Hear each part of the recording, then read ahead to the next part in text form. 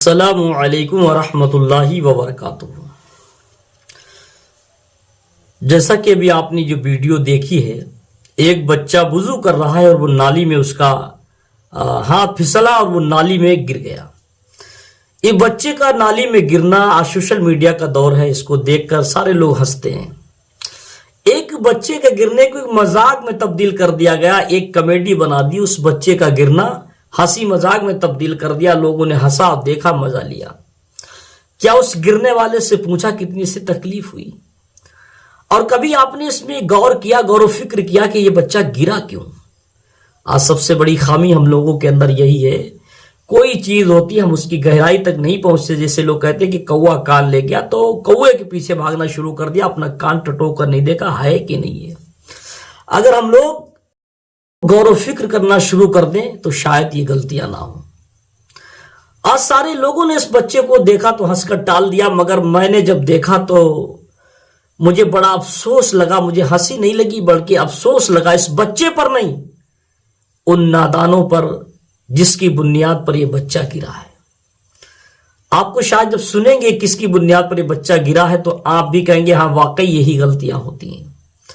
آج ہماری مساجدوں کے حال یہ ہو چکے ہیں، ہر کوئی خزانچی، کوئی سیکریٹری اور کوئی پتہ نہیں کون کون سے پد اس میں پیدا کر دیے گئے۔ کوئی سیکریٹری ہے، کوئی خزانچی ہے، کوئی متولی ہے، کوئی صدر ہے۔ یہ سارے پد لینے کے لیے ہر کوئی تیار بیٹھا ہے، اور خزانچی بننے کے لیے، خزانہ رکھنے کے لیے تو سارے لوگ امیدوار ہوتے ہیں۔ خزانے کی تو سب کو تلاش ہے۔ آج مسجدوں کے خزانچیوں کے حال اتنے خستہ، اتنے برے ہو چکے کہ بتاتے ہوئے شرم لگتی ہے۔ سب نہیں ہے، نہ سب کو میں بول سکتا ہوں، سب کو نہیں کہتا ہوں۔ بہت سارے ہمارے اچھے بھی بھائی ہیں جو بہت بہترین طریقے سے کام کرتے ہیں، لیکن اکثر لوگ ایسے ہیں جو مسجد کے خزانے سے اپنا فائدہ اٹھانا چاہتے ہیں، اسی لیے سینہ کوٹ کر مسجد کے اندر کہتے ہیں کہ میں خزانچی بنوں گا۔ خزانچی بننے کے لیے صاحب تیار ہوتے کیونکہ ان کے اندر پیسے کا لالچ ہوتا ہے۔ آج جو بچہ جو نالی کے اندر گرا ہے، یہ کیوں گرا ہے جانتے ہو؟ یہ نہیں گرتا کیونکہ آپ نے دیکھا ہوگا کہ بچہ وضو کرنے کے لیے بیٹھا، اس کی ٹوپی اس نالی میں گر گئی تو بیچارہ یہ چھوٹا سا بچہ اپنے چھوٹے ہاتھوں سے اس ٹوپی کو اٹھانے کی کوشش کر رہا تھا۔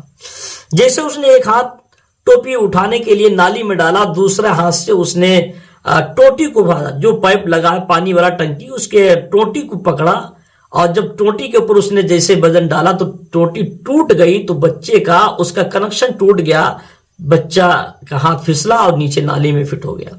اور اتنی بے دردی بے رحمی سے گرا ہے، ہو سکتا کہ اس کا ہاتھ بھی ٹوٹ سکتا تھا، اس کی ہنسلے بھی، منڈا بھی، کچھ بھی ٹوٹ سکتا تھا، لیکن خیر، لیکن یہ گرا کیوں؟ یہ اس کے گرنے پر مین بجے کہ یہ پائپ ٹوٹا، یہ ٹوٹی ٹوٹ گئی، تو یہ ٹوٹی ٹوٹی کیوں؟ یہ خزانچی لوگ مسجدوں میں جب پائپ لگنے کو ہوتا، ٹوٹی لگنے کو ہوتی، تو پورے گاؤں میں ڈھنڈورا پیٹتے ہیں کہ مسجد میں ٹنکیاں لگیں گی، وضو کرنے کی دقتیں ہیں، یہ سب ٹوٹی لگے گی۔ ایک ٹوٹی 150، 200، 300، 500 تک کی بتا کر پیسہ ڈھیر سارا اکٹھا کرتے ہیں۔ ایک ٹوٹی کی قیمت عوام کو 100 روپے، 150، 200 روپے بتا کر سارا پیسہ اکٹھا کر لیا۔ اس کے بعد ٹوٹی کون سی لگتی ہے صاحب؟ 20-25 روپے والی۔ آج اگر یہ لوکل ٹوٹی اگر اس میں نہ لگی ہوتی تو یہ نہ ٹوٹی ٹوٹتی، نہ یہ پیارا سا بچہ اس میں گرتا۔ ٹوٹی اگر نہ ٹوٹتی تو یہ بچہ اس نالی کے اندر نہیں گرتا۔ آج ٹوٹی اگر لوکل نہیں ہوتی تو یہ ٹوٹی بھی نہیں ٹوٹتی۔ آج اکثر یہی کام کیا جا رہا ہے۔ مسجدوں کے حالات اتنے خستہ ہو گئے، خزانچی کے پاس پیسہ خزانہ رکھا ہے صاحب، عوام نے پیسہ دیا تھا مسجد میں لگانے کے لیے، جائز جگہ خرچ کرنے کے لیے، اور پیسہ اپنی پراپرٹی میں لگایا جا رہا ہے، زمین میں لگایا جا رہا ہے، فصل میں لگایا جا رہا ہے، کیونکہ ان کو پتا ہے کہ جب کوئی مانگے گا پہلے کے بعد کوئی مانگے گا ہی نہیں، کیونکہ آج کل جو خزانچی بنتا ہے وہ گاؤں کا سب سے بڑا ڈون ہی ہوتا ہے۔ خزانچی کسی غریب آدمی کو نہیں بنایا جاتا، کسی ایماندار آدمی کو خزانچی نہیں بنایا جاتا، کیونکہ ایماندار آدمی اگر خزانچی بنا دیا جائے گا تو اس کو 1 مہینے کے اندر اس پر الزام لگا کر اس کو خزانچی کے پد سے معزول کر دیا جائے گا۔ اور خزانچی وہی بنتا ہے جو پوری زندگی ڈگا ماری کرتا چلا آیا، اور جب اس کی عمر ڈگا ماری کی نہیں رہے گی تو وہ خزانچی بن کر مسجد کے خزانے سے فائدہ اٹھاتا ہے۔